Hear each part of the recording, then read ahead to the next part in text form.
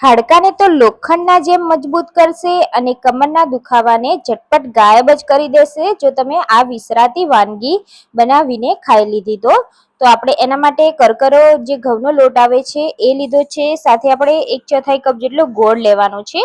તો ગોળને આપણે એક પેનમાં એડ કરી તેને પાણી કરવાનું છે। તો અહીંયા મેં ગોળ અને એનું ડબલ પાણી લીધું છે।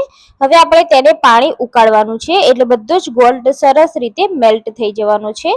તો ગોળનું પાણી આપણે સાઈડના ગેસ પર મૂકી દીધું છે। હવે આપણે એક પેનમાં ઘી લેવાનું છે। તો ટોટલ મેં અહીંયા 3 ચમચા જેટલું ઘી લીધું છે।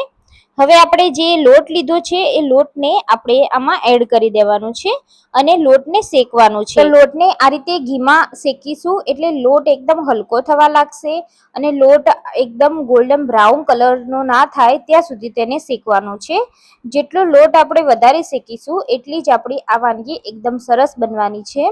અને તમે જોશો કે જ્યારે પણ લોટ શેકાઈ જશે એટલે એમાંથી ઘી છૂટું પડશે અને લોટ એકદમ હલકો બની જશે। તો આપણે આ પ્રોસેસ એકદમ સ્લો ગેસ પર જ કરવાની છે, હાઈ ગેસ પર બિલકુલ નથી કરવાની, કેમ કે લોટ બળી ના જાય એનું આપણે ખાસ ધ્યાન રાખવાનું છે। જો બળી જશે તો આ વાનગીનો ટેસ્ટ બદલાઈ જશે, એટલે આપણે લોટને એકદમ ધીમા ગેસ ઉપર શેકીશું। તો અહીંયા તમે જોઈ શકો છો કે એમાંથી થોડું ઘી પણ અલગ થવા લાગ્યું છે અને લોટ પણ થોડો થોડો શેકાવા લાગ્યો છે।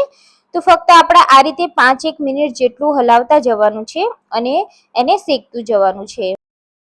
તો નાના બાળકોને તો આ વાનગી તમે ખવડાવશો તો બાળકોને બહુ જ પ્રમાણમાં એને પૌષ્ટિકતા મળે છે અને જે બાળક ઊંઘતું ના હોય, નાનું હોય, અને એને તો આ તમે ખવડાવશો તો એને સરસ એવી ઊંઘ પણ આવવા લાગશે।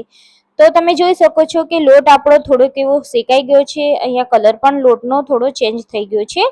તો બસ અહીંયા આપણો પરફેક્ટ લોટ શેકાઈ ગયો છે। હવે આપણે જે ગોળવાળું પાણી કર્યું છે તે સરસ ઉકળી પણ ગયું છે।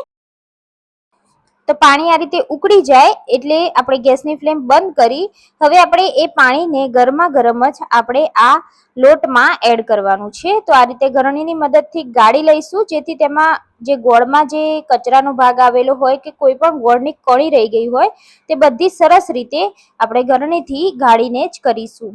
તો હવે આપણે એક બાજુ પાણી આ રીતે રેડતા જવાનું છે અને એને હલાવતા જવાનું છે, કેમ કે નીચે ચોંટી ના જાય એનું પણ આપણે ખાસ ધ્યાન રાખવાનું છે।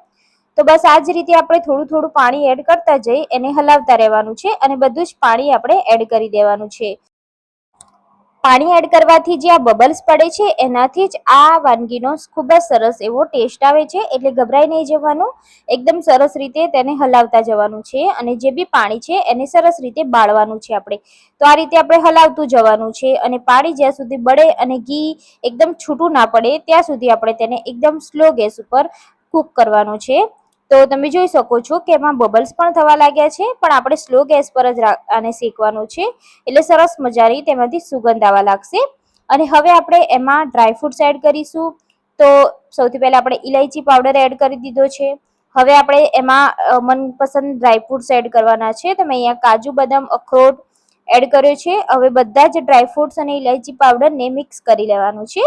તો ડ્રાયફ્રૂટ્સ તમે અગાઉ પણ એડ કરી શકો છો અને લાસ્ટમાં પણ તમે એને ગાર્નિશિંગ માટે એડ કરી શકો છો। તો હવે આપણે બધું સરસ રીતે મિક્સ કરી લીધું છે અને આપણે સ્લો ગેસ ઉપર જ તેને હલાવતા રહેવાનું છે। તો પેનમાં તળિયે ચોટે નહીં એનું ખાસ ધ્યાન રાખવાનું અને આપણે તેને 5-1 મિનિટ જેવું હલાવવાનું છે, કેમ કે આ વાનગી થોડી કાચી રહી જશે તો ખાવામાં સારી નહીં લાગે। તો એના પરથી ઘી છૂટવા લાગશે ત્યાં સુધી આપણે તેને હલાવવાનું છે અને થવા દેવાનું છે અને જ્યારે પણ સરસ એવું થઈ જશે એટલે પેનથી અલગ થઈ જશે એટલે આપણે ત્યારે જ ગેસ બંધ કરીશું। તો અહીંયા તમે જોઈ શકો છો કે પાણી બધું જ બળી ગયું છે અને આમાંથી એકદમ સરસ એવું ઘી પણ છૂટું થઈ ગયું છે અને આપણા પેનથી પણ અલગ થવા લાગ્યું છે। તો બસ અહીંયા આપણી આ વાનગી બનીને તૈયાર છે।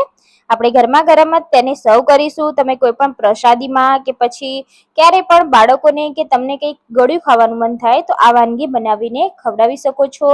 લોખંડના જેમ હાડકાને મજબૂત બનાવી દેશે અને જો કમરનો દુખાવો હશે તો પણ રાહત મળશે અને બહુ જ પૌષ્ટિકતાથી ભરપૂર આ વિરાસતી વાનગી છે।